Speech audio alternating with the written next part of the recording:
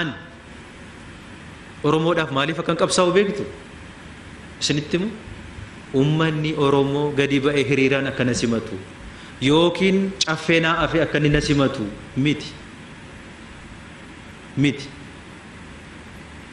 kanaaf miti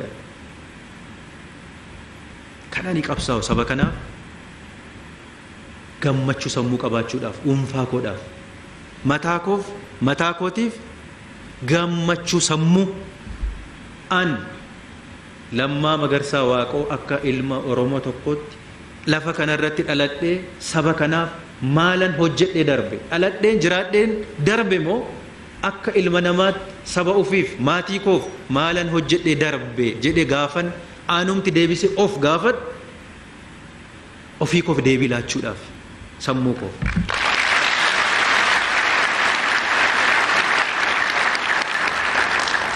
namaaf hin qabsaa'u yoo namni akka warka amma isin itti walitti dhooftan kanaaf akka namni harka walitti nu rukutuuf akka namni yeroo hunda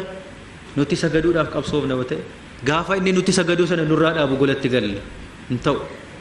sana ta'uun qabu madaalliin keenya takka etoo sin beekinis si jaallata etoo sin beekinis si jibba takka beekees akka baandiraa ganama ol si baase galgalas gadi si buusuu danda'a madaalliin qabsoo keenyaa sana ta'uu nurra hin jiraatu mataa keenyaaf gammachuun sanaan argattan mileenara taataniin argattan qabeenya mileenara taataniin argattan dhugaan isinitti